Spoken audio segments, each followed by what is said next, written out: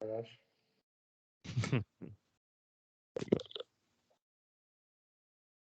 right.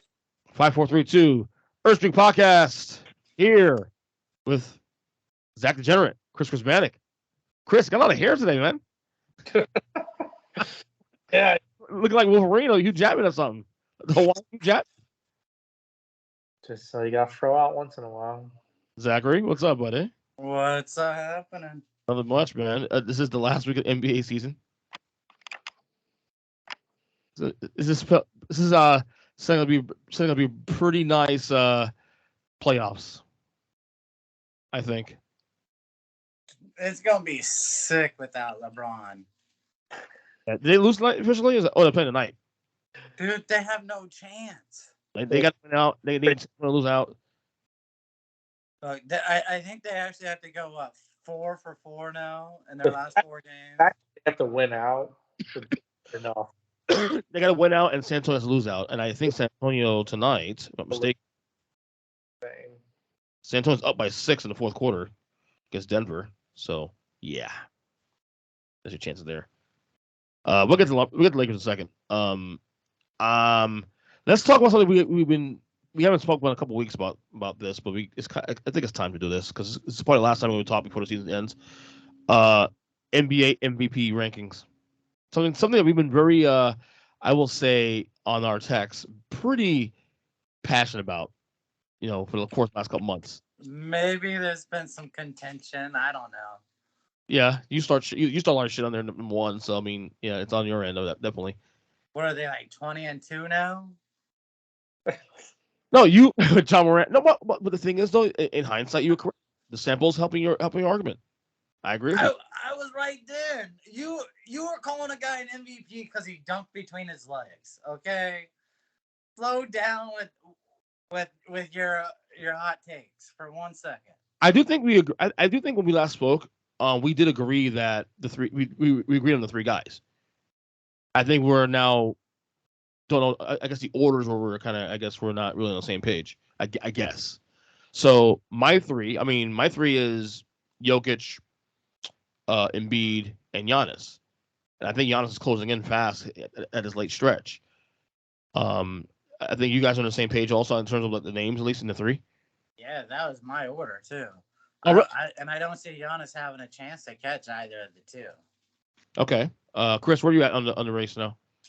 Well, I've had Jokic number one for no, but I think Jokic and Embiid have been right there, and I think the fact that Jokic hasn't had Porter since Game 9 and no Murray all year long, and then Embiid had the whole Ben Simmons drama. I think the fact that he got James Harden there weakened the whole who's carrying their team more argument.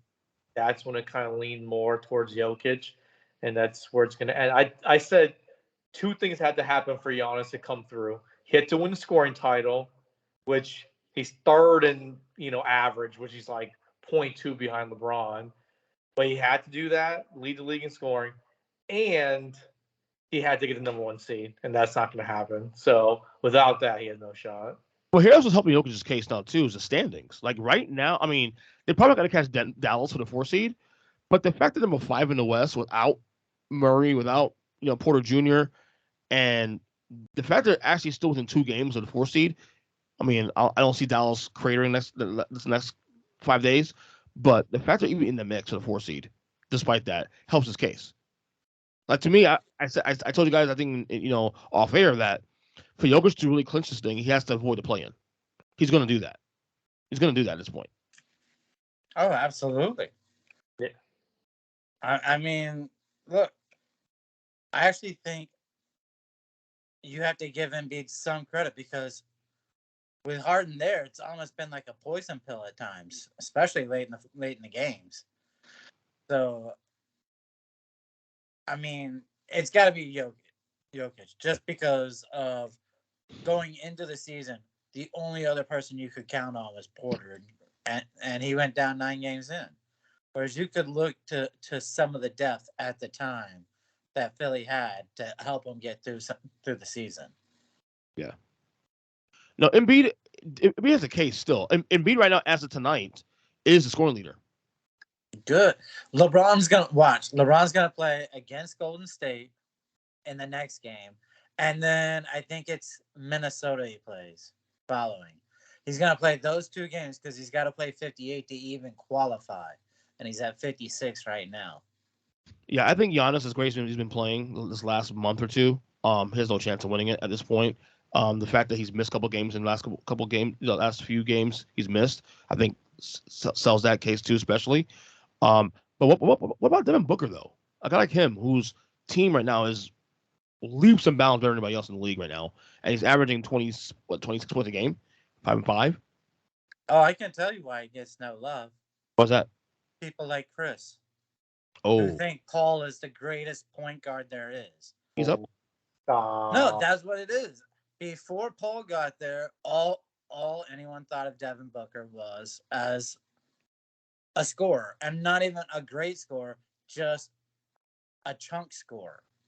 He took enough shots to where he was going to average 25 to 30 for a season. And now he's shown that he can do so much more with how far they've gone in the playoffs. No, the point was Devin Booker was the most double-team player in the league because he was the only good player there. Chris Paul helped alleviate that pressure, and now the team just taken off. The team's just too good. Ayton and Mikal Bridges, they're all playing too good. It's too solid a team for a guy to really emerge as MVP from it. Do you think Mikal Bridges gets Sixth Man of the Year? No, but he's like, I think, third overall in Defensive Player of the Year votes. So we agree to the top three. If we're doing top five in orders, we agree with Giannis. Well, Chris, what's your order? It's Jokic, Embiid, and Giannis. Yeah. We agreed on the order now. Okay, so if we were to pull out the top five MVP race right now, who would be 4 and 5 for you guys? DeRozan. He's got quiet last month or so. That's because he had an insane month, but he still had some big games. And then, I mean, most people probably throw in someone like Trey just because he's catching fire, or Jason Tatum. Trey Young, really? He was playing great, but he's in the play-in. Yeah, South season. I'm with you. I mean, I think 4 would probably have to be Booker, and then for me, 5 is Curry or Tatum. With what Tatum's done since the second month of the season, it's been incredible. Yeah, Tatum's definitely another guy to look at. I agree.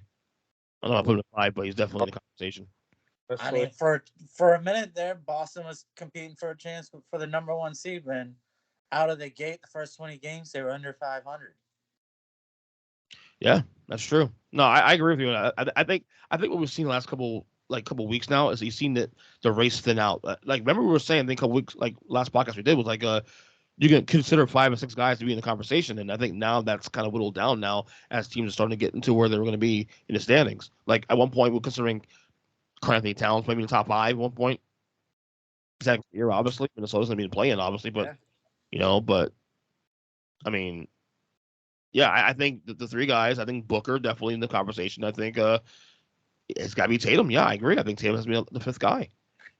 The boss has been fucking balls to the wall since January.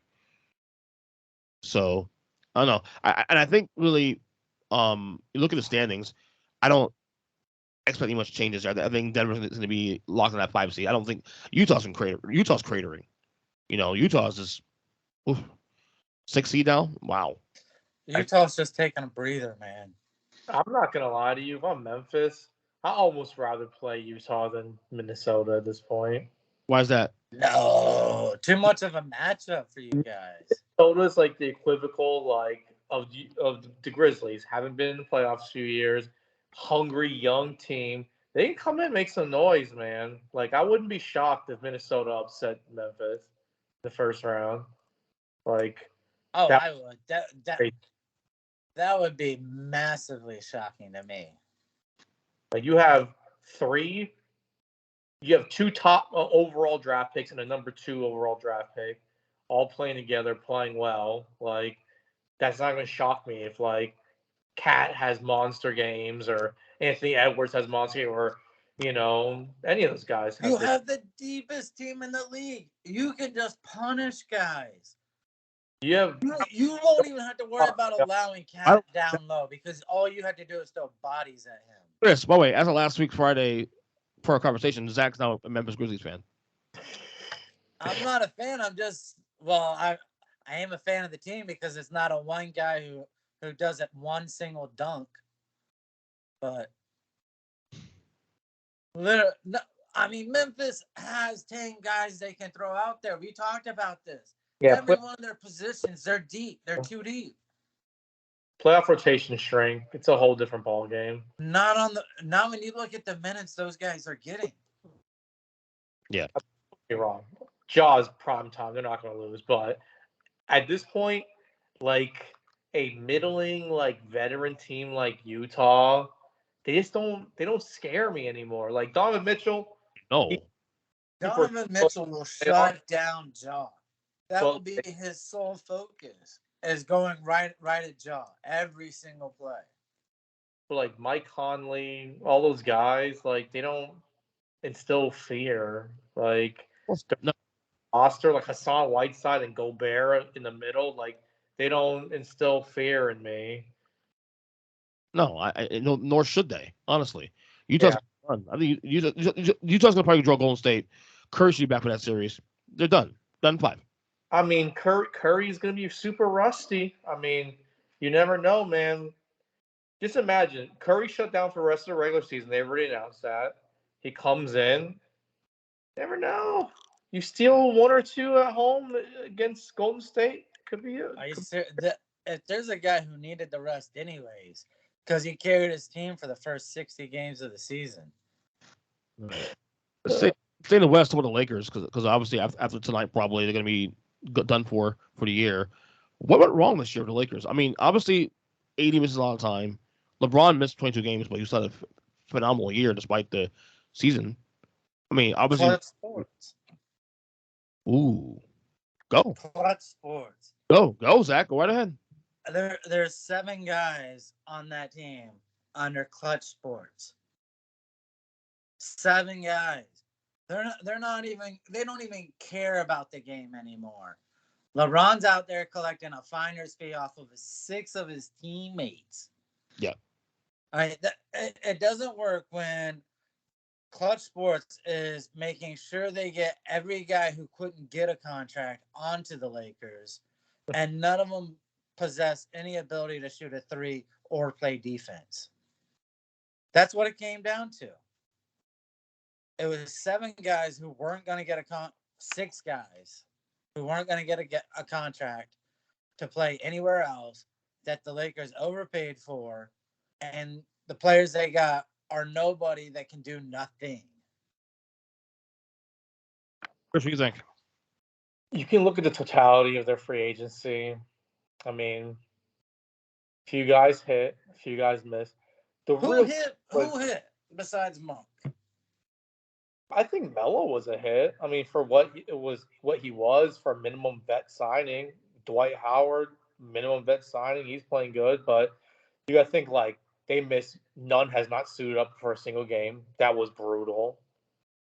The biggest one was overvaluing their wrong homegrown talent. You give THT the big extension, and then you let Caruso walk, and Horton's just shit himself this year, and then Caruso's literally just leading the league in steals and just setting a defensive presence in Chicago, which they're lacking so bad. And those are, that's a guy they undrafted free agent they signed. It was a crowd favorite. You let him walk. And Caruso even gave them the opportunity to match the deal the Bulls gave him. And they said, we got Russ. We're too far in the luxury tax. You're going to cost us too much money. And they let him walk. And it's like, that's a huge hit. So you combine, a little bad luck there. And I mean, just think about it. Instead of having Russ, you still have Kuzma, KCP, and, And any of those guys you just named, a lot better. They can run and play defense. Yeah. Carmelo was great for the first month when they were already in a free fall with Russell Westbrook. Mm-hmm. By then, it was too late because he can't play defense. He's great for spot-up shooting, but it's 5-on-4. And if Russ is out there, it's 5-on-3 at that point. I mean, we know Vogel's gone. Yeah, I mean, you just saw the report say that they expect to be let go by the end of the think Pelinka jacked this free agency up so bad in that rush trade that they say, let's start over fresh? Oh, they got to. Well, I'm saying Pelinka gets let go too. No, that's what I'm saying. I think he shares some blame too. I think we do a little bit blame pie. Obviously, blame. Vogel gets very minimal. He did what he could have Vogel. I think Frank Vogel is the sacrificial lamb in the whole thing. Of course. Oh, of course. He's still a good coach. This situation does not suit him, unfortunately, though. I think obviously LeBron gets blamed for a lot of this going on here. I mean, he okayed the Russ trade. You know what I'm saying? Which Magic Johnson confirmed on ESPN yesterday. But I think Pelinka too also, gets blamed for as well. Imagine choosing Russ over DeMar DeRozan, who wanted to come home and play in Southern California. Imagine being the guy who signs off on that. I mean, can't tell LeBron no, apparently. I mean, the fact it got this bad. And look, I mean, maybe we're downplaying the fact that these three guys didn't play together much this year. They put 16 games this year together. That don't matter. But still, it should be this bad. Yeah, you could have had 2 out of 3. You brought in Russ specifically for in the event a LeBron or AD goes down for a few games here and there. Yeah. You got Jokic as one of a big 3 by himself, carrying his team to a 5 seed. Any one of those guys single-handedly should be able to keep the Lakers at 500. It's such a bad look because I don't want to hear about the injuries and stuff because, again, Jokic is literally having that in spades. Well, all right, so when you're constructing the team, everyone gives LeBron credit for this high basketball IQ, right? He does. He wants to have the floor spread out when he's got the ball. Anthony Davis needs the same because he's an effective stretch 5 so that he can stay out. Then Westbrook, he needs the ball. He needs shooters all around because his only skill is to drive to the hoop and pass out. So you have LeBron and Clutch Sports, who are basketball savants, and then you have Pelinka. And they were banking on 3 guys playing iso ball, essentially, because everything else they put around on the team could not shoot a lick. Mm-hmm. I said it before the season to you. They were counting on LeBron being their best 3-point shooter. Yeah. So who deserves more of the blame for that decision of having 3 guys who play ISO and no shooters on the perimeter? Is it Pelinka or is it the Phenom? That's a Pelinka problem because ultimately you're still the GM. You still make it, even though LeBron considered and say I want this and this and that. But LeBron's on the contract. He's not going to leave the team just because you don't make a decision on something. You know what I mean? Ultimately, you got to fill up the team necessary to make your team better, and he didn't do that. So now he's got to trade one of those 3 guys. That's next question. What's the move for the Lakers now? Because obviously, the obvious way to go is trading Russ. Russ's value at this point is he has an expiring contract next year. However, I don't know if I see any teams taking that. As you said a month ago, it might be harder this time for a team to want that guy, even for 1 year. You're going to have to take a guy who's equally as bad, I just don't. And I don't think they're gonna package that 2027 pick, first round pick.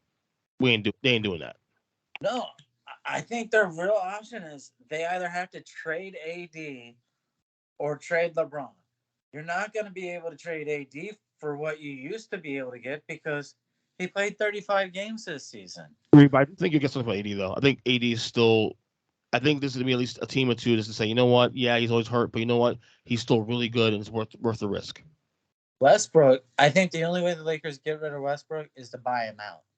I can't imagine a team trading for him because then you're literally bailing out the Lakers for at least the next 2 years. The Lakers are fucked for the next couple of years because they're not going to get any better. LeBron's getting older, and there's no draft. The only thing you can do is attach a draft pick to that, and the next pick they have is 2027. The problem is, I don't think they're going to do that. Back healthy, it's a game changer. He's been atrocious this year shooting the ball since MCL sprain. Who's that? Oh yeah, that's the other thing. 18% from three this year, and like sub 40% from the mid range. After he sprained his MCL, like that thing just ruined him, and he came back too fast and re-injured his ankle. Like it's been a bad year for him. I think the move, if you want to make a significant move to improve your roster, AD might be the best piece you have to trade. So here's a wild card question for you guys: if you're the Nuggets, mm-hmm. in the playoffs, Jamal Murray, he's playing, he's practicing, I should say. Do you bring him back? Oh, he had a setback. Did he have a setback last week? There's conflicting reports saying that he's ramping up or not. Or if he can play, get him in there because you need to reward Jokic. You need to reward Jokic with some opportunity to get to the finals. Porter Jr., do you risk it bringing them back? Absolutely. No, not him. Why not him? With the back end, he's had 2 back surgeries already. Okay. You're risking a third back surgery before the kid's like 22 years old. Heck no. For me, I'm going all in. You bring him back. 80% you bring him back. He just got a massive contract for like 5 years, 190. Let me tell you something. I don't think we're talking about Westbrook causing problems for 2 years. You have that kid never again being able to play because of a third back surgery. I don't think you can waste this type of year from Jokic, and the West being as wide open as it is. I think you have to go all in. See, I kind of lean towards Kris too, also as well. I see Zach's point with the back injury. Definitely Murray. Yeah, Murray. Yes. There's no feasible way I could understand a GM for Denver allowing Porter Jr. to play this year. Right. If they're 90%, you bring them both back. You cripple the organization if he's out again. Or you win. You can win the whole West. You can win the whole thing. It's very possible. I mean, Phoenix is good, but they're not. Just imagine how much better their rotation has gone since Monty Morris and Bones Highland and Bryn Forbes has started all year long. Now you're bringing in your fucking aces up your sleeve to go along with Aaron Gordon and Jokic. Oh, my God. All right, here's another topic here. The Brooklyn Nets, as of recording, they are the 8th seed in the East. Obviously, they're going to be in the play-in. They're 41-38. But I guess the question really is more so this. How far can you see this team going in the playoffs? Kyrie Irving, Kevin Durant, they're able to play every game now because of the mandates in New York are lifted now? If they finish with the 8th seed after the play-in game, at least the second round. If not further. They're scary as hell. I mean, defensively, they stink. But their offense is so good. But is it? Since Kyrie's been full-time, he has not been playing good. They have a sub-500 winning record when Kyrie and KD play together. When Joe Harris went down right after James Harden got traded, that was like such a huge blow. Because you got rid of a shooter, and then you lost another shooter on top of that. But you got Curry. But still, like, Joe Harris is one of the best pure shooters in the league. And to lose him, he's a pretty large salary cap hit too. So. Oh yeah, no, I agree. Yeah, it was big, you know. Obviously, there's still a lot of time left, between now and and Sunday, so Brooklyn could still, move up a little bit in the standings here.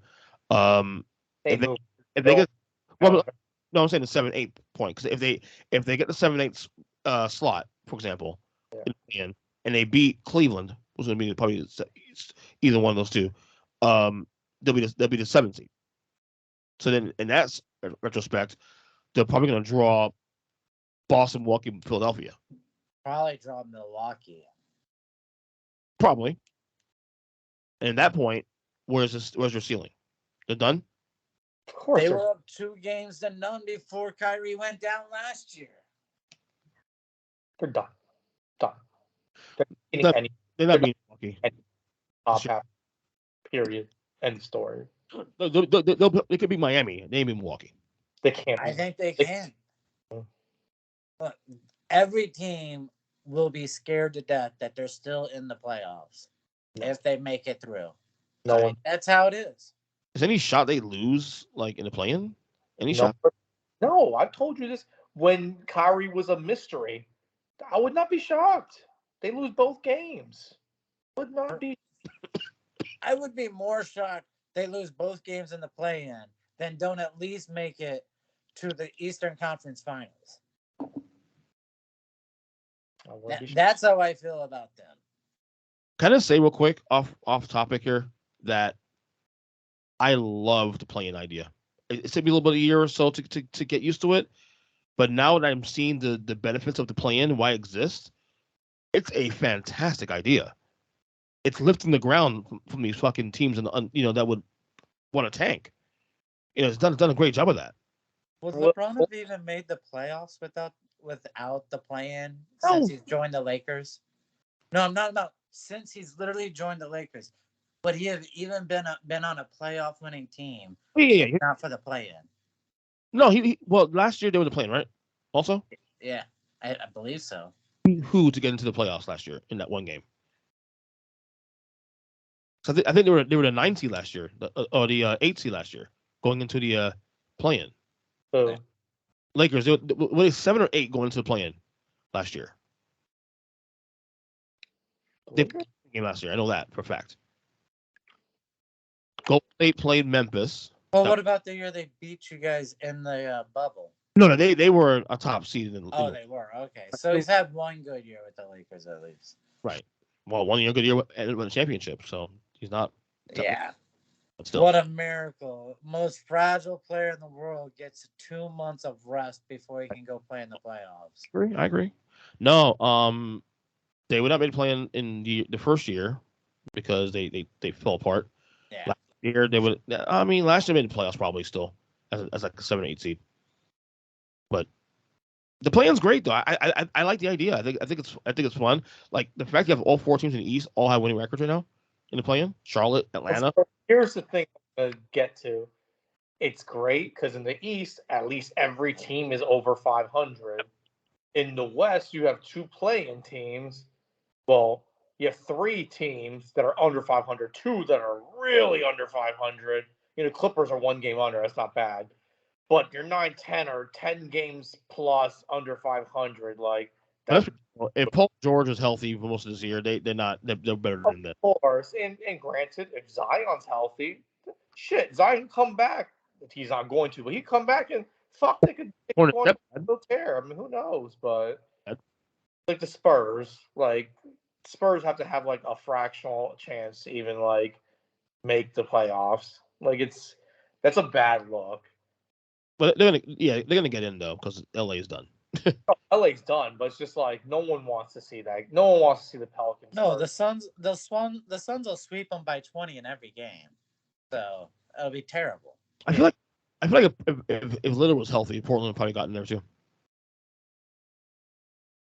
I mean, no, they were playing horrible to start the season. But right now they're 5 back of the 10. You mean Lillard can make up 5 wins there? By the time he got hurt. Maybe he wasn't doing jack to start the season. I mean, he was okay, but the team sucked. Yeah, they traded McCollum, and the rest is history. I don't know.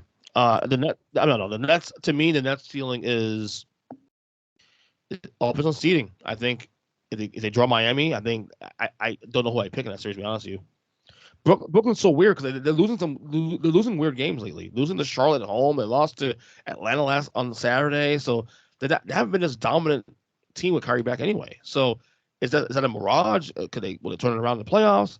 Is there still rust there with Kyrie and KD not being able to haven't played much this year? I don't know. Maybe we're overselling Brooklyn a little too much here, but they're dangerous though. So how would you feel about that as a Heat fan? You surprise everyone. You finish with the 1 seed, best record in the East, and there's a possibility against you going against an all-time great and KD. I mean, do you think that's fair? How do you feel about that? Jimmy, I don't know. It's fair. I mean, it is what it is. You play. I mean, you're afraid of Nick Claxton? No, no one's afraid of him. but that's got to be the scariest 8 seed I can ever recall. KD, of course, yeah. Durant put up 55 and they lost the other night. Let him get whatever the hell he wants. They're still going to lose. I mean, Miami does have the players around to limit Durant. When I say limit, like you're not gonna stop him, but let him get his. If everybody else shut down everybody else. If anything, let Kyrie try to kill you, because Kyrie will have a great game and still you lose the game. No, it'd be better like KD, because then Kyrie will still be trying to steal his shots. Good point. All right, little NFL talk real quick. As you know, Tom Brady retired, came back. Then we got the word about Bruce Arians deciding to up and quit and go to the front office. So I have my question to you guys. Do you think Tom Brady has anything to do with that? I don't think. You say yes, Zach. Kris? Go ahead. No? Why no? Kris? Why no? I don't know. I mean, he had that health scare years ago. Like, I just don't think that's what caused it. I mean, I don't know. I think Bruce Arians knows it's time, and he wanted to pick his successor. And I think he knows if he sticks around, Believe in that stuff now. You believe in that storyline. Bowles will get an opportunity, and he'll never keep his man from getting another head coaching opportunity. So why not just give it to him himself? I think he wanted to choose the narrative on who was going to replace him. And he wanted him. Dude, he goes back with Todd Bowles to like Temple 40 years ago. Like, he wanted him to be the head coach. You leave it up to an organization. Maybe Bowles takes a head coaching job somewhere else, and Byron Leftwich is the next guy up. So I think he wanted his man to have a nice setup ready to go, transition him back to head coaching, and that's how it went. Zachary? No, of course it had everything. Are you kidding me? It had nothing. What? It had everything to do with Tom Brady. Serious. Tom Brady retires. He's got no hope of a quarterback right now, right? And he's excited about coaching. He's like, you know what we're gonna do next year? He's got Kyle Trask, and he still didn't retire. He was happy. He was still happy to be a head coach for Tampa Bay. And you're gonna tell me Tom Brady all of a sudden comes out of retirement and he's like, hey, I got this master plan. Bullshit. Good Lord. I smoked before this show and I wouldn't fall for that crap. No way in hell. He was pushed out. Tom Brady came back to the organization and said, look, I do not want to retire. I want to play again, but I do not want to play for him. Figure it out. And that's what happened. Is it right to call him a coach killer this late in his career? That's what I'm saying. That's so un-Brady-like. Like, he never did that in New England. Because New England, that's why. He didn't have 18 years of love. You're still coming from a team, the guy that won you the championship your first year there, and you're, one blown coverage away from being in overtime to doing it again the next year. Like, come on. He was actually going to help his buddy by coaching this year until Tom Brady came back. He was like, I don't want you to have a bad team, but now that we got a good team, let me walk on into the sunset. He's got a point there, Kris. He's got a good point there. Nah. It may not be the main reason why he left, but it is. Brady, it's the only reason. Brady, I think the Brady, because there was talk of friction going back 2 years ago between the two guys during the Super Bowl year. Yeah, he didn't like being ripped by him. He's like, Bruce Arians doesn't have a right to rip me. He wouldn't be in the organization anymore if he didn't want him there. Yeah, he would. He'd be there for a year collecting a paycheck. The truth will come out at some point. This is not enough. It's got to be, yeah. I don't see him being that way. I don't. So breaking news right now: Spurs has won, beat Denver. So Lakers have to win today. The Lakers are done, man. Yeah, and they're playing Phoenix tonight too. On top of that,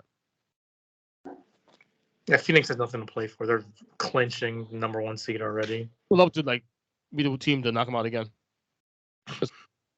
And again, remember, this is the Lakers who have to win tonight, and LeBron will not play.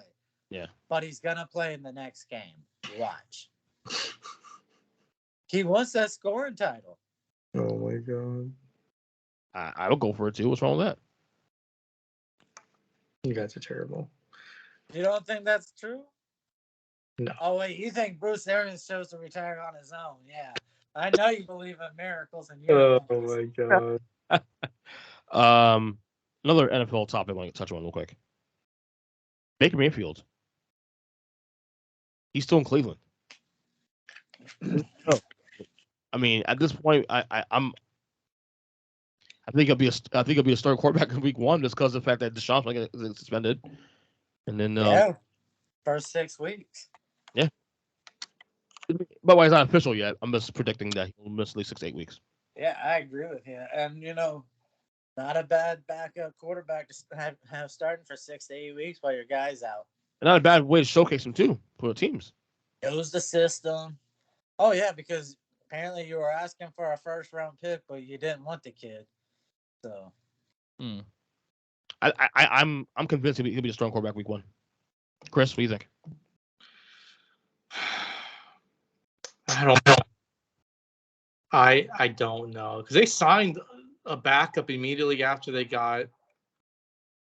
Well, he'll be a third string. Or backup until Deshaun's back. Yeah, they signed Jacoby Brissett immediately after they got Deshaun Watson. Yeah, so Brissett's the third string right They're there. ready for him to really be the guy. I think the market dried up for him, and that was the issue. They got into the Deshaun Watson sweepstakes too late, and the market dried up. Like people keep saying, Seattle.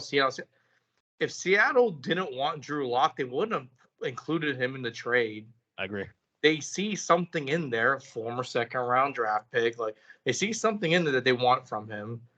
And like I said, because Jacoby Brissett's there, Cleveland doesn't need to take back a quarterback in that trade for Baker to alleviate Deshaun being suspended for whatever games he's suspended for.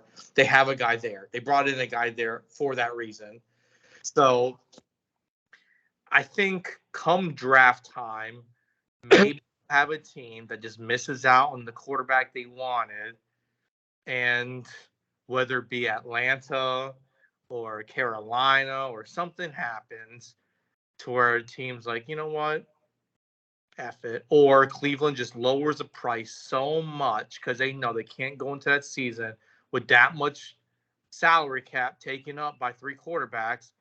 Why not? This is the 1 year they can, because Deshaun's only making $1 million on the season. They did that so Deshaun Watson wouldn't lose money on a suspension. Yeah, well, you're working with this year's salary, so you can do that. You still want the capital for him, and you're not going to get it later on. So, well, how many teams are going to trade for a $20 million quarterback at the draft? Dude, $20 million is a bargain right now. Are you kidding me? You can't get anyone for less than that. But that guy's... There's only one team out there drafting for a starting wide receiver, and that's Seattle. So who else is going to be taking up $20 million for a backup? So I'm saying there's enough teams out there. Like Atlanta has a guy that they want. And I'm actually really intrigued by Mariota in Atlanta. I don't know why, Sam. And maybe maybe Carolina takes the guy they want, or Carolina has a guy they want in mind, and for some reason Detroit pulls the trigger at 2 to take a quarterback and takes the guy they want. Then Carolina says, you know what? We'll take Baker. We'll take 2 guys from the same draft class, him and Darnold, and see who wins. And then, guy backs up the other guy, and you're good. Now that quarterback room is $50 million plus, because there's $20 million to Darnold, $20 million to Baker, and $10 million on his backup. I mean, that's a ton of money. There, Carolina. Yeah. PJ Walker don't make that type of money. No, I could have sworn they brought in another quarterback during free agency. Let me check real quick. I could be wrong, but I could swear they got another $10 million in quarterback money tied up. Carolina Panthers free agency 2022. Let me see right quick. Here we go. So, did not sign a quarterback. Hold on, wait. That's wrong. Let me see. The Panthers. Could be wrong, but I could have sworn it. Corner, safety, guard, safety, defensive end, running back. Yeah, they're nope. Really. Nope. Right. That's what I'm saying. So it's like that might be another one. I mean, there are really only 3 teams to go to. Really, realistically speaking, Carolina, Atlanta. I mean, realistically, if DJ goes down for the Giants, I mean, they take a chance on him as a flyer and see how. Yeah. And you still have the Garoppolo thing hanging on balance too, and Garoppolo's more value than Mayfield does at this point. I think it's a little easier for San Fran to get away with that than it is just because. Oh, no. I agree with you on that, but I'm saying if San Fran still wants to get rid of Garoppolo. Of course. I think San Fran needs to get rid of him more than Cleveland needs to get rid of Baker. The only issue with Garoppolo is that he only has value to a contender, not to a team that's rebuilding. Like, he has no use behind him. Yeah. And San Fran gave up so much last year. They need draft capital. Yeah. Yeah, but at the end of the day, they can absorb that and go with those 2 guys into the season. Cleveland cannot go in with those 3 guys at quarterback. They can't do it. So. Well, Zack said he telling you could this year based on the situation with Watson. Yeah. $1 million. Money. That's why they're not in a risk, or at least racing against the time. I think if anything that you can spin it to a positive too. Like I said, because let's say hypothetically that does become a situation that happens where Mayfield does go to stay Cleveland another year. Okay, now his stock is as low as it's ever going to be at this point now. So you build his stock back up. If he plays well the first 6 weeks of the year, instead of also 6 to 8 weeks, then you have a situation where like he'll have some trade capital.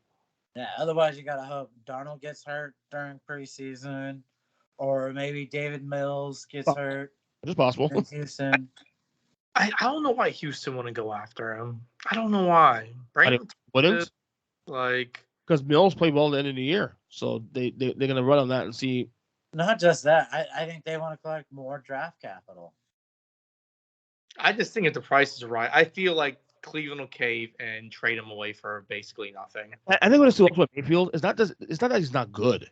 Is that he's an average quarterback, but the baggage that comes with it makes it worse.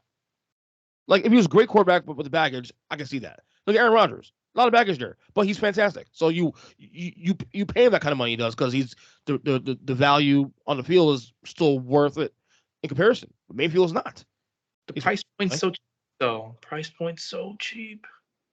But it goes $20 million for a backup. 8.9 for a guy that was the number 1 overall draft pick and who still has potential to play good. Nobody else in the league thought he should have been number 1. Except for Cleveland. No analyst was talking about him going number 1. Cheap, and yet teams see the risk there. They're not willing to budge. It bodes badly for Mayfield moving forward. Just the way he handled the whole situation, this past year with the letter he said to the Browns fans. Like, come on, stop. I mean, think about it. Tua put up with that all season long. Speaking of, you think Reek takes him over the top and unlocks Tua's potential, or what? It's an interesting roster there. I mean, they're not better than Buffalo, but I can maybe make a case of them being better than New England next year.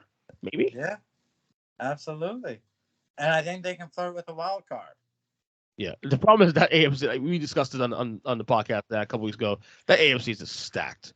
Now, obviously, I think once we get to the season, things will thin out. Injuries and stuff like that will probably thin things out a little bit. But right on paper, you have 12 teams I can say I can see in the playoffs next year. And it wouldn't sound foolish. Miami included. See, I don't see the Patriots there next year, so that's a team I thought. The Patriots are super overrated. I think Mac Jones is as high as he's ever going to be. The only reason we give him a shot is because of Belichick. They find a way every time. They find a way to be competitive. I think Pittsburgh's in the way down until like a full-blown tear down. I think Baltimore's real iffy right now. Like the thing about Pittsburgh is that I actually like the Trubisky move. Stop. Same here. That's because that's about him and more about the culture. I just think Trubisky would have been better than Roethlisberger last year as a quarterback. The team would have been a better quarterback for that team. And I think the whole Lamar contract thing is going to carry on, and I think that's going to create some issues there. Well, you see what shot still. They have never like once they lost Ozzie, like no, their problem is they got rid of the wrong left tackle last year. They should have traded Ronnie Stanley to Kansas City and kept the young kid. Instead, they kept the old guy, and guess what? He got hurt again. And that's their problem. The only thing that matters on that team with that quarterback is an offensive line. Yeah. Well, interesting. And I guess since he's now a Super Bowl contender, AFC champions. So yeah, things are weird in the AFC. I think KC goes down this year a little bit. I think KC jumps a notch or two. I'll say this right now. KC will not go down. The Raiders finished with a better record than the Chargers, 100%. Oh, we discussed that Zach a couple weeks ago. The Raiders might be the best in the division. We don't know it yet. No, their fucking defense is trash. But they're, for whatever reason, I just have a feeling. Well, here's what I'll say. Chargers are overrated, man. Here's what I'll say. Derek Carr, for good value, MVP odds, for the value, Derek Carr. I think really hurts. Devontae will split the vote with him, though. What hurts the Raiders and Denver, in essence, is there's some turnover. New quarterback for Denver, new coach. Raiders, new coach. I mean, that change, it takes a while. And that might be the only thing that keeps Kansas City in the race in the West. Because after that Tyreek trade, I dropped them down from that division. People forget how good Andy Reid is, man. Yeah, he's fantastic. He's so good. I think they still win the division, but I think they won't be the dominant Chiefs we've seen the last couple of years. They might win like 11 games, close to 12 games. Sure, I think Tyreek Hill is more dominant of a player than Derrick Henry is as a running back. All right, that's how explosive that guy is. Kris, you know that. In your heart, why did you draft Jamar Chase? Because you needed a guy who breaks the game. And there's nobody who breaks the game like Tyreek. I still thought Penei Sewell was the way to go there, so don't talk to me about wide receivers. I think they're overrated. Yeah. I think, honestly, and I did a bit on this on my podcast last week, I think both teams did the right thing here. You have a top quarterback. In case of the Chiefs, you have the best quarterback in football. You can't pay both guys. No. More. Where the Dolphins need a guy like that so you can evaluate Tua. Yeah, I agree. So I think both teams did the right thing here, honestly.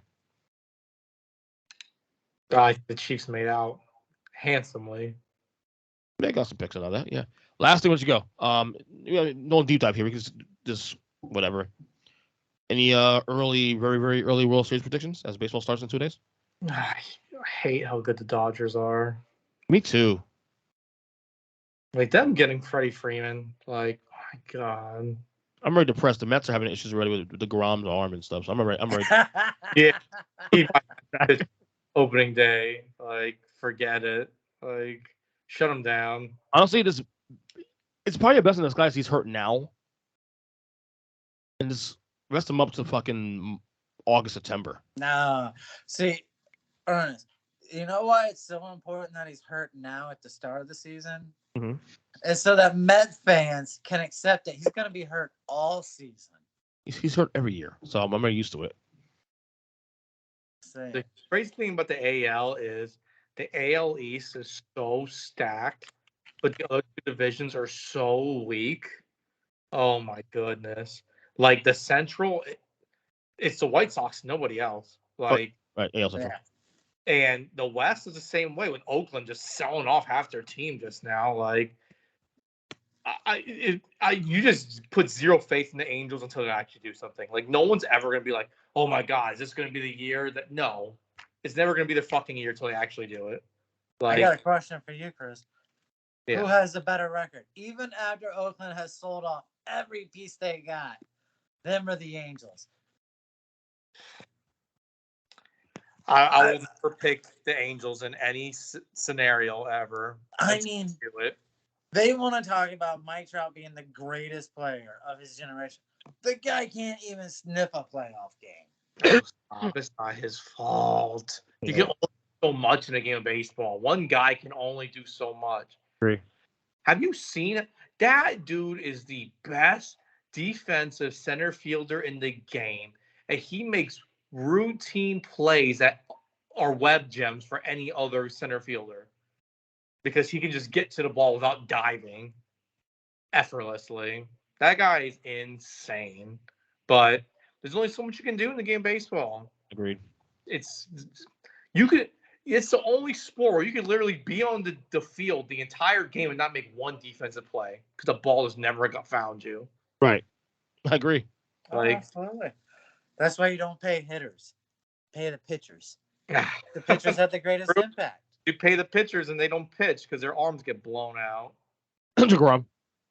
Just remember when the Mets were like, oh my God, look at how young and talented with Syndergaard and DeGrom and Matz and all these guys, and fuck them and shit. Syndergaard was why you go all in. Baseball, it's funny because baseball has always been the sport that's has taken that to the extreme because they have the most entertaining trade deadline because teams just realize we just go all in. I mean, look how dumb the Nationals looked for, 7 seasons when they shut down Strasburg that year they went to the playoffs and then didn't sniff shit for fucking 7 years until they won it all and validated that decision to rest them that year. He's still there, right? Yeah. No. He's at home rehabbing. All he does is rehab. The whole point was he blew out his arm the year prior, and they said he's pitching 160 innings and no more. And he hit that limit, and they made the playoffs, and he did not pitch. And then they didn't do shit forever. And then they finally got back relevant again, had one nice run, won it all, and it validated that decision. But that rarely happens. Like, you have to go for it. You can't hope and pray that this young guy sustains his career after. And no, you just have to go for it. So that being said, World Series predictions, this early one. Let's throw 2 teams out. Dodgers in the NL. I'm not going to pick anyone else. And as much as I want to say the Astros in the AL, because I think they're going to have a cakewalk getting there, I feel like whoever comes out of the fire of the AL East, because obviously they're probably going to play each other, in the playoffs. Whoever wins that playoff series is probably the Rays. So between the Rays, Yankees, Sox, or Toronto, whoever makes it out is probably going to be the not the one who wins the division, the one who actually wins the playoff series against each other will be the one who takes AL. Well, I got the Rays in the AL. Zach, what's your World Series prediction?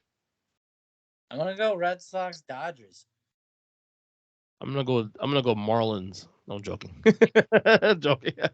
No, Dodgers might win the East this year, baby. Shit, Dodgers and Rays. I don't. The Rays are overrated, man. I think they're kind of overrated. They got too much pitching. They they could lose all 5 of their starting pitchers, and they got 5 pitchers in the minors that are ready to go. I think Wander Franco's like super over. I think their hitters are a little overrated because they had a good playoff run. Like, I don't know, man. There's something about that team that kind of, I don't know. They just reek of Oakland A's to Just me. say They're gonna Toronto, win then. games. They're gonna win games, but they're just not gonna do shit in the playoffs. Like, gee, they had a nice run last year, or was it 2 years ago? But I just don't see them going deep in the playoffs. Well, anyway with the Yankees, anyway with the Dodgers. That's what I say. And yet you picked the Dodgers. Because who else would pick the National League, honestly? Maybe the Phillies. Their lineup is insane. Give me Scherzer, Bueller, and Bauer over anything. And Like, Seattle stands a chance of taking the Astros down this year. no. You haven't been paying enough attention to all their moves, man. You lose Correa, that's fine. That's a big blow, though. But look at what they got from Cincinnati. They have legit offense right now for the first time in probably 2 decades. Houston's just, they had the pedigree, man. Well, give Altuve and Bergman there, I'll take them. That's it. Anybody but the Dodgers, any other than the Yankees and the Phillies? No. I'm gonna say. All right, fellas, that was fun. All right, later.